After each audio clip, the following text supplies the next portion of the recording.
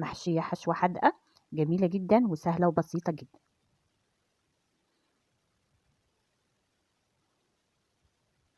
انا حبيت اوريه لكم في اول الفيديو قد ايه هو شكله جميل جدا، وكمان الحشوة جميلة وسهل وبسيط ان انت تحضريه.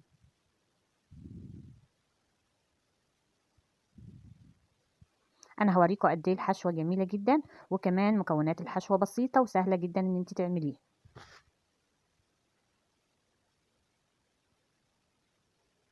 بس يا ريت يا حبايبي قبل ما ابدا في الوصفه، اللي لسه ما اشتركش معايا في القناه يشترك ويفعل الجرس على الكل عشان ينزل له كل فيديوهاتي الجديده. واذا عجبكم الفيديو لايك للفيديو وشير للفيديو.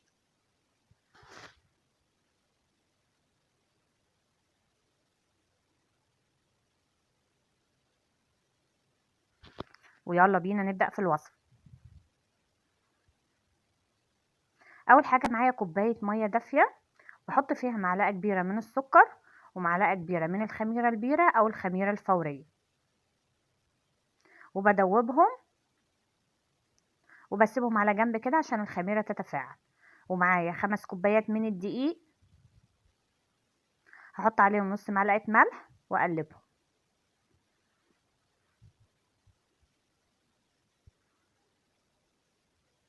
ومعايا كمان نص كوبايه من الزيت. هحط الخميره بالميه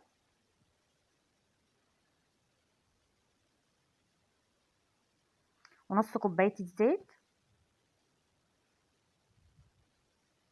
وهجيب كمان كوبايه ميه دافيه كمان، يبقى كده معانا كوبايتين ميه. الكوبايه الميه الاولانيه اللي فيها الخميره والكوبايه التانية اهي معانا، هننزل بيها شويه بشويه من الميه، ما بننزلش مره واحده، عشان زي ما اتفقنا ممكن الدقيق ياخد الكوبايتين كلهم وممكن لا، حسب نوع الدقيق بيشرب سوائل كتير او لا، فهننزل شويه بشويه.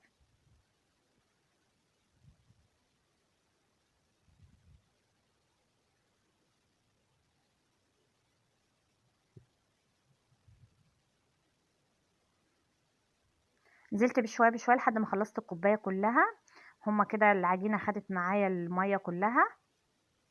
المهم ان احنا نوصل للقوام اللي انا هوريه لكم دلوقتي، سواء خدت الكوبايتين كلهم او لا. شوفوا اول ما العجينه بتخلع من ايدي كده تمام، العجينه بقت كويسه جدا واتعجنت كويس جدا، بقت بالقوام ده. بسويها وبغطيها واسيبها لما تختمر لحد ما يتضاعف حجمها. اما تختمر بقى هنحضر الحشوه بتاعتنا. معايا دي الحشوه بتاعتنا: جزره، كوسه، بطاطس، فلفل الوان، بصله. يعني مكونات بسيطه موجوده في البيت. اول حاجه انا ببشرها على المبشره، سواء المبشره العيون الصغيره او الكبيره، بس يفضل العيون الصغيره عشان تستوي معاكي بسرعه. بشرتهم وقطعت البصله مكعبات والفلفل الالوان مكعبات، والكوسه والجزر والبطاطس بشرتهم. هنروح عند البوتاجاز، هنحط معلقتين من الزيت وهننزل باول حاجه البصله واقلب فيها. اول ما بتدبل معايا بنزل بالفلفل الالوان. وعادي لو ما عندكيش فلفل الوان وعندك فلفل اخضر بس ما فيش مشكله، او الخضار لو عايزه تستغني عن حاجه معينه مش موجوده عندك برضو الحشوه هتبقى جميله جدا. اعملي بباقي المكونات، او لو حابه تحطي حاجه زياده برضو حطيها، يعني حسب راحتك. الحشوه هتبقى جميله جدا سواء في اي كانت ناقصه حاجه او ان انت مزوداها حاجه. بعد ما قلبت الفلفل كده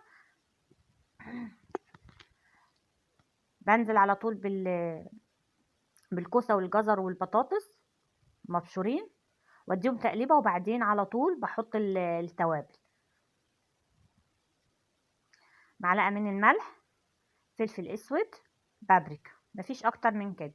بننزل على طول بالملح على الخضار بتاعنا والبهارات عشان ما تلزقش مننا في الطاسه، والملح بيخلي الخضار ينزل ميه فما بتلزقش مننا ويستوي. هما 3 دقايق بالظبط هتلاقيه استوى معاك، يعني مش مكمل كمان 3 دقايق. كده الحشوه خلصت معانا. طبعا الرخامه بتاعتي انا مغسلاها ومنضفاها كويس جدا علشان هبتدي بقى ايه اشتغل عليها.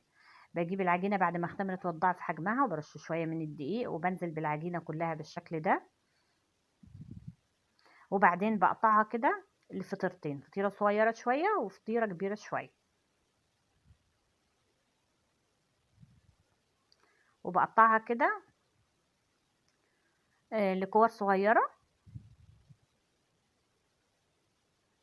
بالشكل ده، وبلفها بسويها على شكل كورة، وبعدين برش شوية من الدقيق على الرخامة كده واحطهم. دي اول فطيرة قطعتها. التانية الصغيرة بقى هقطعها لكور صغيرة. لو انت حابة تعملي فطيرة واحدة بس بتقسمي المكونات على 2. انا بعد ما قطعتهم كلهم بالشكل ده بجيب اول واحدة وابتدي افردها، تكون استريحت معانا، وابتدي افردها على طول. بفردها على شكل بيضاوي بالشكل ده.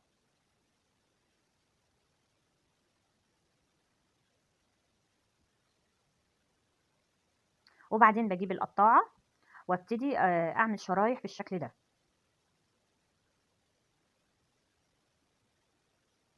بعمل نصها بس. اول ما بوصل لحد النص بقى بالشكل ده كده، وبروح مطبقاها، وبجيب الحشوة احطها في النص،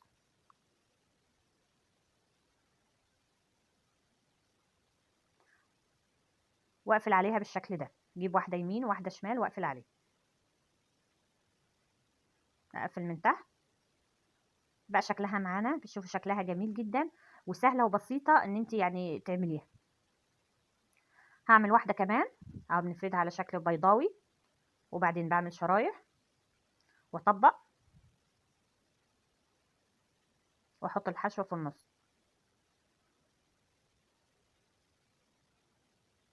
واقفل عليها يمين وشمال، وبدوس عليها من تحت بالشكل ده. انا طبعا بجيب صينية ودهناها بالزيت وابتدي ارص فيها. واحدة كمان، طبق واحط الحشوة واقفل. واحدة يمين واحدة شمال، واقفل من تحت. انا خلصت بقى كل الكمية، الفطيرتين، الفطيرة الصغيرة والكبيرة بالشكل ده. وبعدين انا بسيبهم يختمروا. وبعدين بجيب معلقتين من العسل الاسود واحط عليهم معلقتين من المية وادوبهم. يعني انا سبتهم يختمروا حوالي ربع ساعة.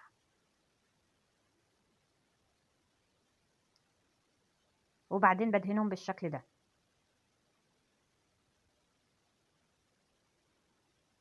دهنة الوش بالعسل الاسود بتدي للتسوية لون حلو، وكمان طعمه مش بيبان خالص. دهنت اول واحدة، هدهن التانية كمان. واجيب شوية من حبة البركة واحطهم في النص كده، واحط شوية من على الطروف.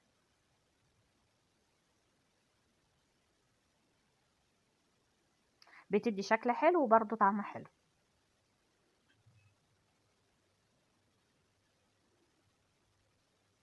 دي حطيت عليها حبة البركة، دي هحط عليها سمسم. ممكن كمان هنحط شوية سمسم من في النص كده، وهاجي من الجناب برضو واحط شوية من السمسم.